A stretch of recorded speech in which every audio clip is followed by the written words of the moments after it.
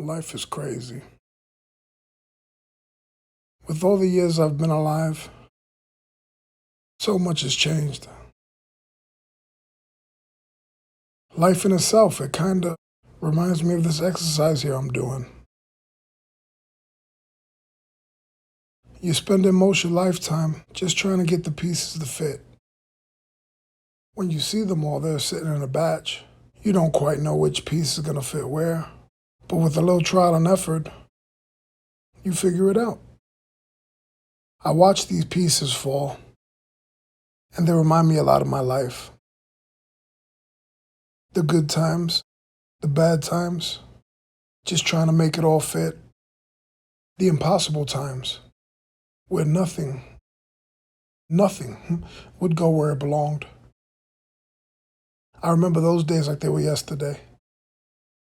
The good memories also, but the hard ones, those are the ones I remember the most. You see, life wasn't made to be easy.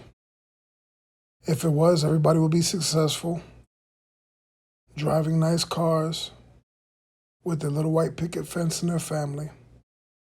But that's not practical. That's not real life.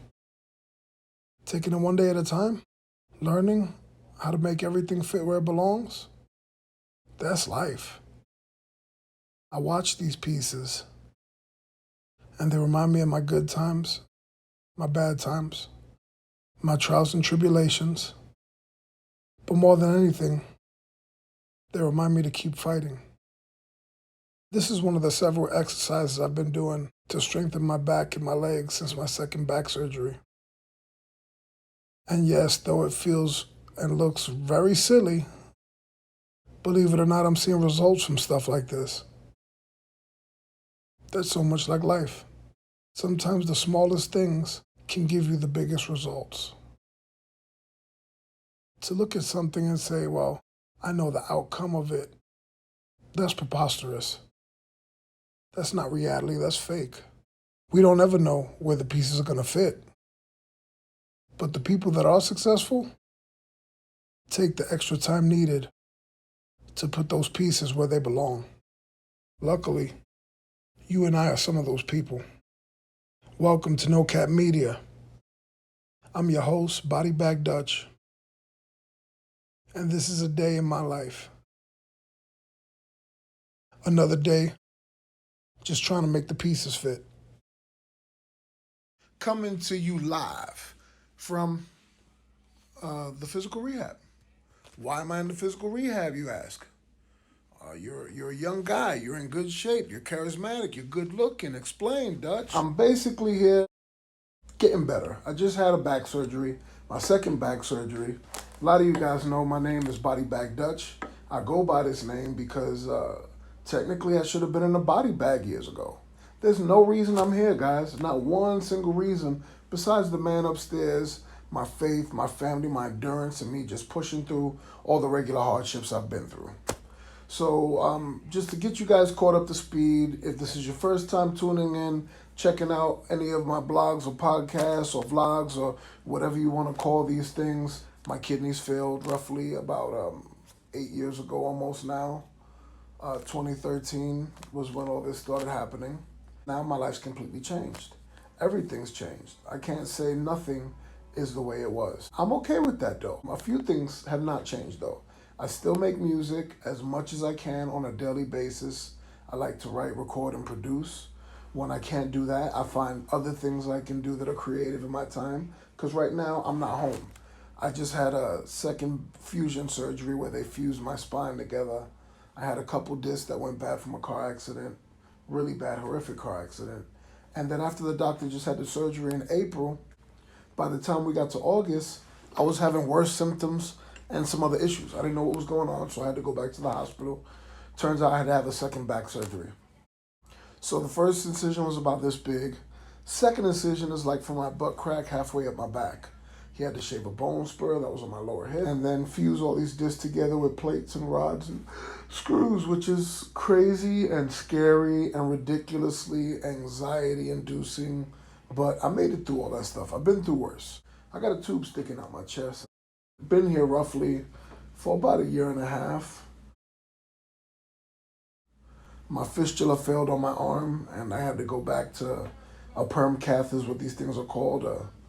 It's a temporary catheter, but for some reason it's called a perm cath, and it's right here connected through this main artery. You can kind of see this line right here connecting through, and that goes straight to my heart. Cleans out my blood with these wires. They hook me up to a machine 3 times a week. That's what dialysis is. When your kidneys fail, you can no longer urinate, and you have to get those toxins out your body somehow, and you got to get that fluid out your body, all that pee somehow. So since you can't get it out normally, which it filters through your kidneys and then passes through your urine, you have to go to dialysis for that. So I know hospitals all too well. I've been in and out of them my entire life. I'm a young guy, I'm in my 30s. I'm the youngest person in the building. Everyone else here is senior citizens, if not older than that, if there is such a thing as older than that. But I make the best of it. I try to make the best of it. I try to have fun, so I bring my Xbox so I can play video games, and I bring a laptop, and I bring camera gear with me and production gear so I can actually continue to create while I'm here. So what I figured was if I gave you guys some of my life, maybe it'll help somebody. Maybe it'll inspire some people. Maybe there's other people going through kidney failure. I know for me, a lot of the dialysis patients I've met treat this like a death sentence, and it's not. It's the complete opposite of that. It's a new lease on life, and people who really work the program live a very long time. Yeah, some people die really fast, but that's based on what you do, you know? But I've been sick my whole life, so it's not nothing I definitely don't want you to feel sorry for me.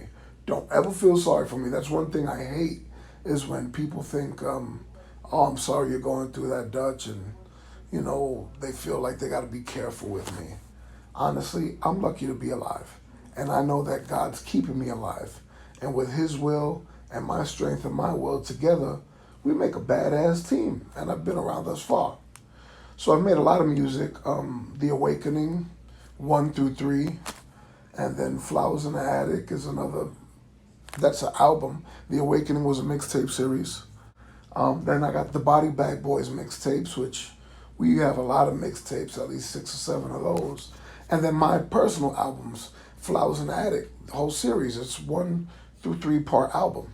I released 1 and 2, and now I'm getting ready to release 3. In between that time of being on dialysis and having all these crazy surgeries, my leg diabetes decided to take my leg. So I went to Kings Island to go have a great time, get on the roller coasters for my birthday, have fun with the family. My wife took me for a 2-day vacation away to Kings Island. So we went to Kentucky. I'd never been there before. And it was really cool. It was a really good time. I hope it was Kings Island. Or was it the other one? There's another amusement park out there. I forget the name of it. But I'm about positive it was Kings Island. And we went with a 2-day pass. And I had a whole weekend to go there. And it was amazing. We had fun. Got on all the rides. Got to go everywhere.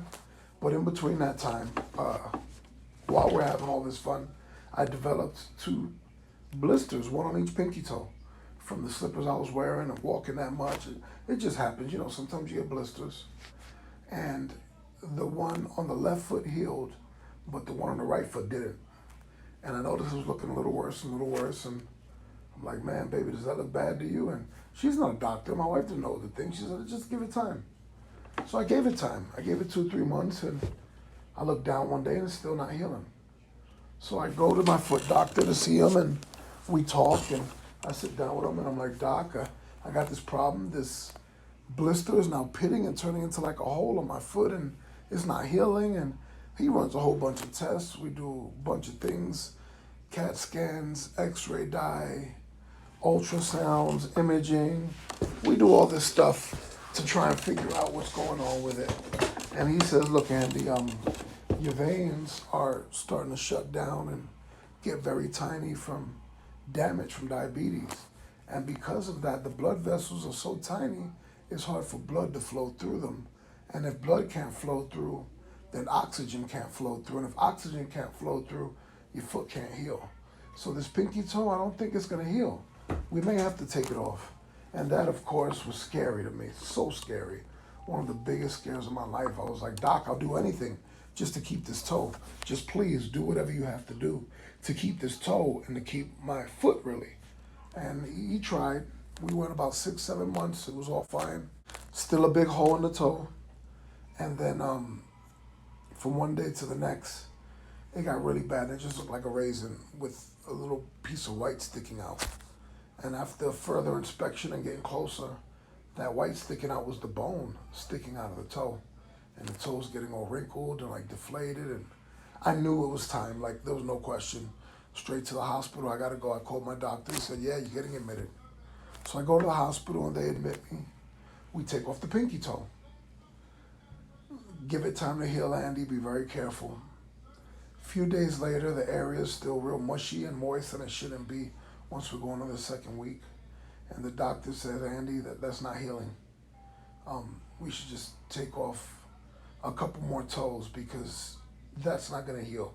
So we got to go a little bit higher. Let's see what happens. So I said, Doc, what happens if we take off some toes and that doesn't work? He said, well, then we go a little bit higher. And I said, well, what if you take off all the toes and that still doesn't work? He says, then we got to see about taking the foot off. That's a lot to deal with. But I'm the kind of guy that, I think things through and I overanalyze. So I said, wait a minute. If I start having these little surgeries and I keep waiting all this time for it to heal, eventually I'm going to be stuck in a wheelchair because my legs will get so weak because you can't put no pressure on this foot. So how do I keep the other leg strong if you don't stand on it, you don't walk on it for months? And I've seen other people, and normally I saw the trend, and it was they lose a toe, it doesn't work. They lose more toes, it doesn't work. They lose half a foot, it doesn't work. They take off the whole foot, and now the person's stuck in a wheelchair because their body got so weak. There's no way for them to get their strength back to be able to walk normal. And once muscles die, they're dead. You can't bring them back. That's why it's so important if you get physical therapy, if you have these issues or when you have surgery, because if you don't work out those muscles that are not being used all the time and isolated, they will die on you and you will lose all function in them. Happens to people all the time.